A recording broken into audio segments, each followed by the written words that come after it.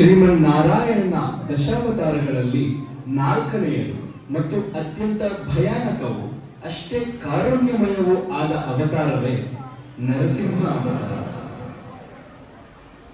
ಇದು ಕೇವಲ ಒಂದು ಕಥೆಯಲ್ಲ, ಅಧರ್ಮದ ವಿರುದ್ಧ ಧರ್ಮದ ವಿಜಯದ ಸಂಕೇತ.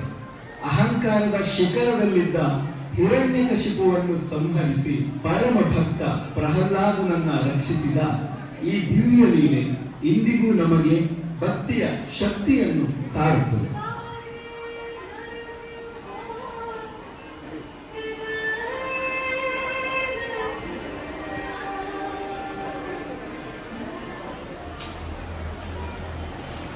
ಹಿರಣ್ಯಾಕ್ಷನ ಮರಣದ ನಂತರ ಅವನ ಸಹೋದರ ಹಿರಣ್ಯಕಶಿಪು ವಿಷ್ಣುವಿನ ಮೇಲೆ ದ್ವೇಷ ಸಾಧಿಸುತ್ತಾನೆ.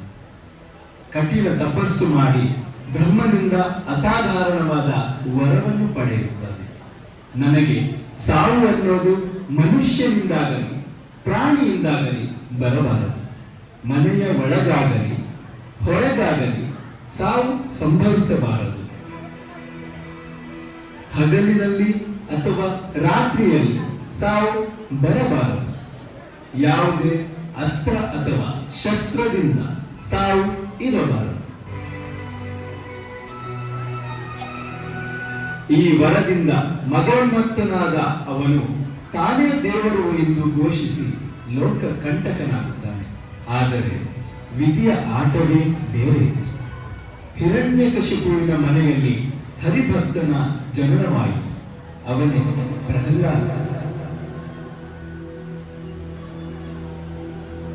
ತಂದೆ ನಮಃಶಿವಾಯ ಅಥವಾ ಹಿರಣ್ಯಕಶಿಪುವೇ ದೈವ ಎನ್ನಲು ಒತ್ತಾಯಿಸಿದರೆ ಬಾಲಕ ಪ್ರಹ್ಲಾದ ಮಾತ್ರ ಸದಾ ಓಂ ನಮೋ ನಾರಾಯಣಾಯ ಎಂಬ ಮಂತ್ರವನ್ನೇ ಜಪಿಸುತ್ತಿದ್ದ.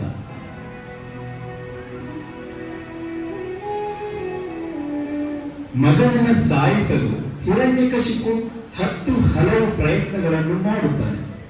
ಆನೆಯಿಂದ ತುಳಿಸುವುದು, ಬೆಟ್ಟದಿಂದ ತಳ್ಳುವುದು, ವಿಷ ಹಾಕುವುದು, ಹೀಗೆ ಪ್ರತಿ ಬಾರಿಯೂ ನಾರಾಯಣನೇ ಪ್ರಹ್ಲಾದನನ್ನ ಕಾಪಾಡುತ್ತಾನೆ.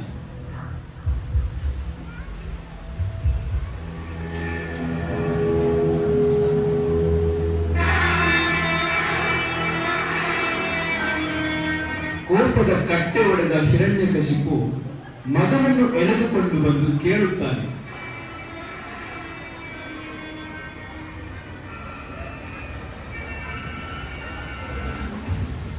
ಎಲ್ಲಿದ್ದಾನೆ ನಿನ್ನ ಶ್ರೀಹರಿ? ಈ ಕಂಬದಲ್ಲಿ ಇದ್ದಾನೆ. ಪ್ರಹ್ಲಾದ ಶಾಂತನಾಗಿ ಉತ್ತರಿಸುತ್ತಾನೆ, ತಂದೆಯೇ, ಹರಿ ಸರ್ವವ್ಯಾಪಿ, ಅಣುವಿನಲ್ಲಿ ಅವನಿದ್ದಾನೆ, ಈ ಕಂಬದಲ್ಲೂ ಇದ್ದಾನೆ.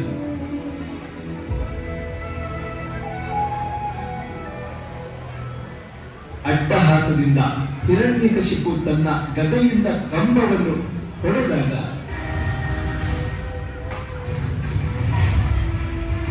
ಇಡೀ ಬ್ರಹ್ಮಾಂಡವೇ ನಡುಗುವಂತಹ ಭೀಕರ ಶಬ್ದ ಕೇಳಿಬಂತು.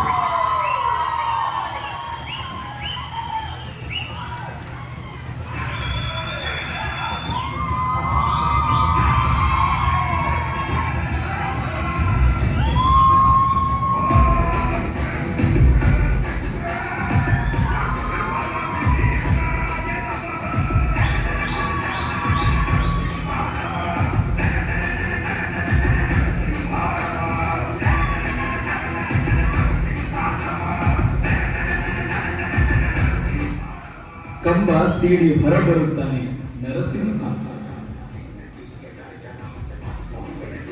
ಮನುಷ್ಯನೂ ಅಲ್ಲದ ಪ್ರಾಣಿಯೂ ಅಲ್ಲದ ರೂಪ.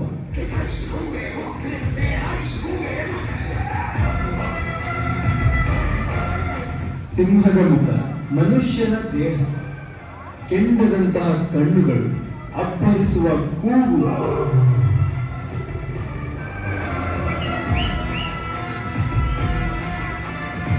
ಅದು ಒಳಗೂ ಅಲ್ಲ ಹೊರಗೂ ಅಲ್ಲ. ಸಮಯ ಸಂಜೆ, ಅಂದರೆ ಹಗಲು ಅಲ್ಲ ರಾತ್ರಿಯೂ ಅಲ್ಲ. ತನ್ನ ಮಡಲ ಮೇಲೆ ಹಿರಣ್ಯಕಶಿಪುವನ್ನು ಮಲಗಿಸಿಕೊಂಡು ಯಾವುದೇ ಶಸ್ತ್ರ ಬಳಸದೆ ತನ್ನ ಚೂಪಾದ ಉಗುರುಗಳಿಂದ ಅವನ ಎದೆಯನ್ನು ಸೀಳುತ್ತಾನೆ.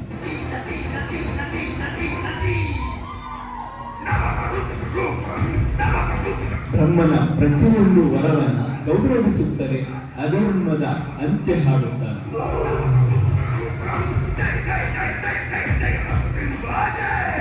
ಕ್ರೋಧದಿಂದ ಅಬ್ಬರಿಸುತ್ತಿದ್ದ ನರಸಿಂಹನನ್ನ ಶಾಂತಗೊಳಿಸಲು ಯಾರಿಗೂ ಸಾಧ್ಯವಾಗದಿದ್ದಾಗ ಬಾಲ ಭಕ್ತ ಪ್ರಹ್ಲಾದನ ಪ್ರಾರ್ಥನೆಯಿಂದ ಸ್ವಾಮಿ ಶಾಂತನಾಗುತ್ತಾನೆ.